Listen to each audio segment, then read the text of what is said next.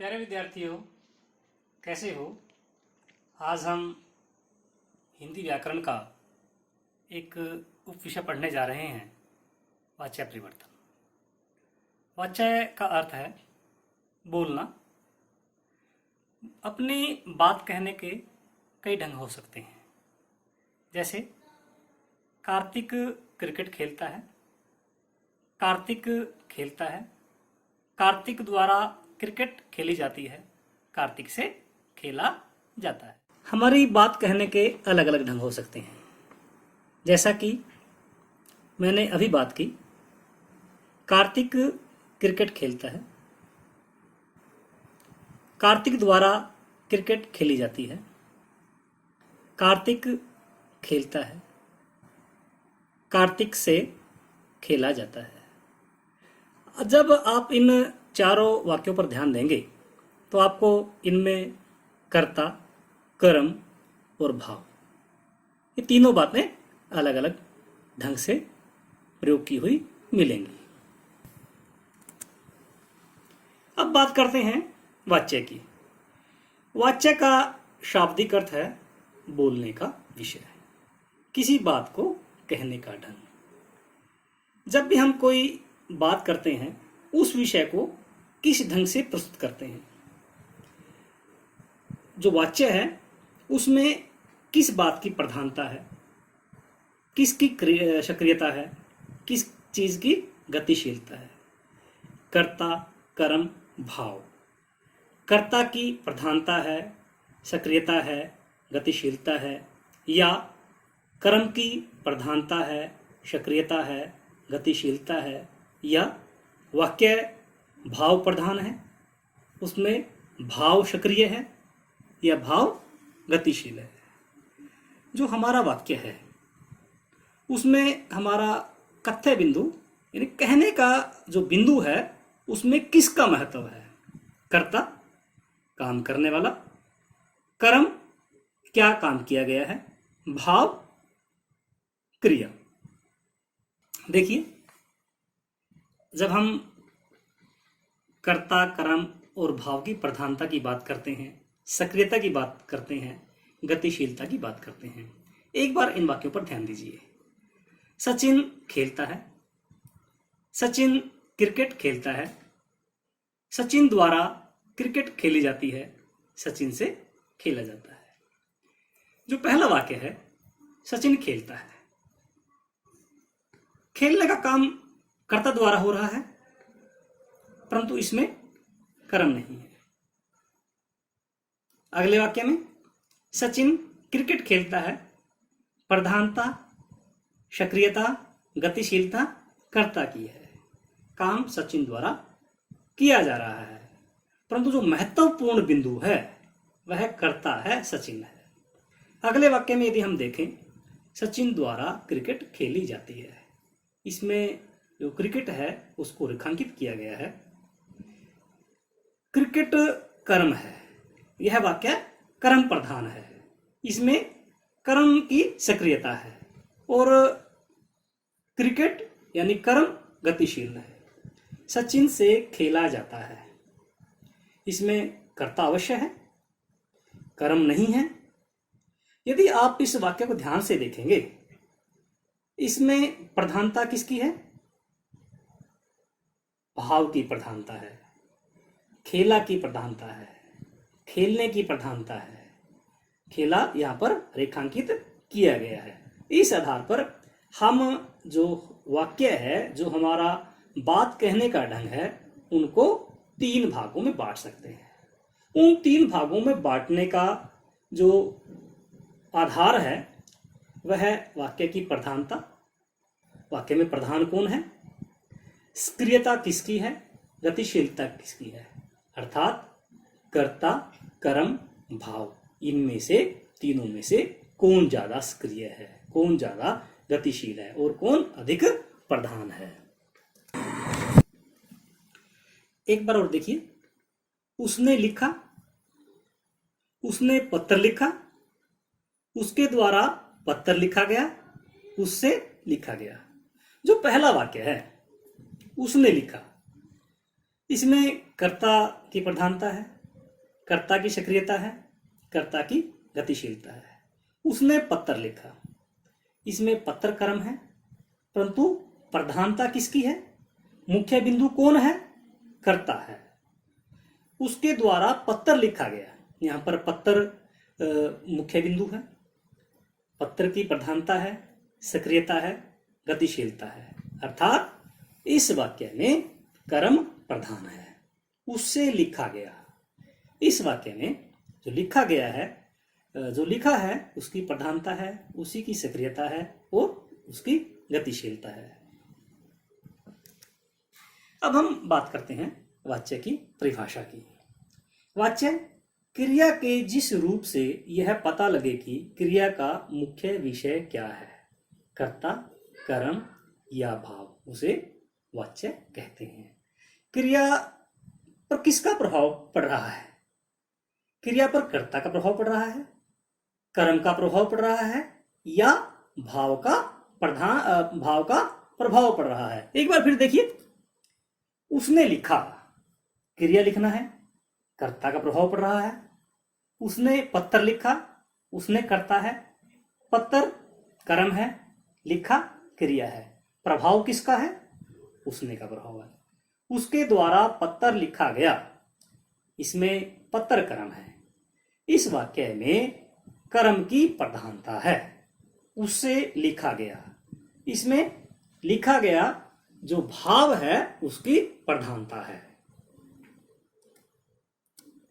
अब हम बात करते हैं वाच्य के कितने भेद हैं। वाच्य के 3 भेद हैं, कर्तृवाच्य, भाववाच्य, कर्मवाच्य।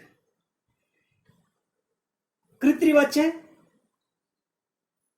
नाम से ही स्पष्ट है, कर्ता की प्रधानता। भाववाच्य भाव की प्रधानता, कर्मवाच्य कर्म की प्रधानता। अब बात करते हैं कर्तृवाच्य की। जिस वाक्य में वाच्य बिंदु कर्ता हो उसे कर्तृवाच्य कहते हैं। कुछ उदाहरण देखते हैं।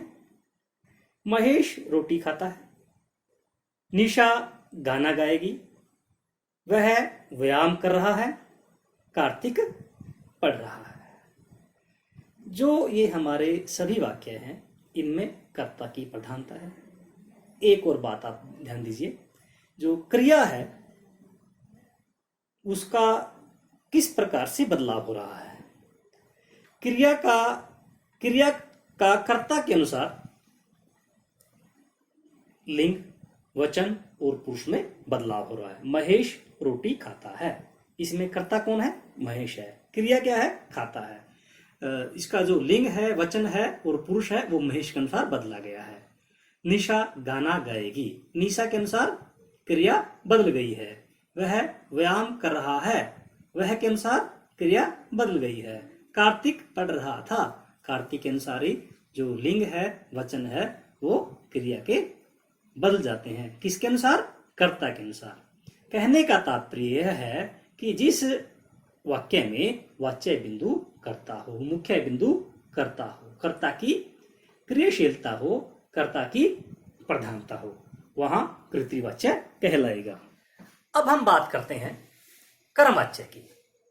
जिस वाच्य में मुख्य बिंदु कर्म हो, कर्म की प्रधानता हो, कर्म सक्रिय हो, कर्म की गतिशीलता हो, वहां पर कर्मवाच्य होगा।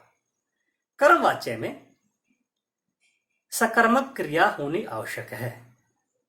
जैसा कि आप जानते हैं, हमारी क्रियाएं 2 प्रकार की होती हैं, सकर्मक, अकर्मक। सकर्मक कर्म सहित, अकर्मक जिसमें कर्म नहीं होता। सुरेश पत्र लिखता है, पत्र कर्म है, यह सकर्मक क्रिया हुई। सुरेश लिखता है, इसमें कर्म नहीं है, यह अकर्मक क्रिया हुई। आइए इसके कुछ उदाहरण देखते हैं। बच्चों द्वारा फूल तोड़े जाते हैं, निशा से गाना गाया जाएगा, सुरेश द्वारा कविता लिखी जा रही है। इन वाक्यों में कर्म की प्रधानता है। क्रिया कर्म के अनुसार जो लिंग है, वचन है और पुरुष है, उनका प्रयोग हो रहा है और सकर्मक क्रिया है। इसमें जो वाच्य बिंदु है कर्ता न होकर कर्म है। इन वाक्यों में कर्म की प्रधानता है, तो इन्हें क्या कहेंगे हम? कर्मवाच्य कहेंगे। अब हम बात करते हैं भाववाच्य की। जिस वाक्य में भाव की प्रधानता होती है, न कर्ता की प्रधानता हो न कर्म की प्रधानता हो, इसमें कर्म होता ही नहीं। सुरेश लिखता है, यह कर्तृवाच्य है। सुरेश से लिखा जाता है, यह भाववाच्य है। भाववाच्य में जो मुख्य बिंदु है वह भाव रहता है, भाव की सक्रियता रहती है, भाव की गतिशीलता रहती है। जो मुख्य बिंदु है वह भाव रहता है। इसके कुछ उदाहरण देखिए। बच्चों द्वारा सोया जाता है, अब चला जाए, मुझसे बैठा नहीं जाता, लक्ष्मी से अब गाया नहीं जाता। इन सभी वाक्यों में भाव की प्रधानता है। क्रिया भाव के अनुसार क्रिया के जो लिंग है, वचन है, पुरुष है, वो बदल जाते हैं। इसमें अकर्मक क्रिया होती है। आगे देखिए कुछ महत्वपूर्ण बिंदु। जो कर्तृवाच्य है उसमें सकर्मक और अकर्मक दोनों क्रियाओं का प्रयोग हो सकता है। वह सकर्मक क्रिया में भी हो सकता है और अकर्मक क्रिया में भी हो सकता है।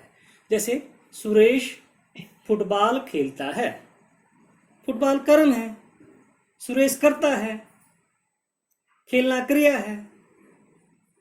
दूसरी ओर सुरेश खेलता है, इसमें सुरेश करता है, कर्म नहीं है और क्रिया खेलना। कर्मवाच्य में सदैव सकर्मक क्रिया होती है।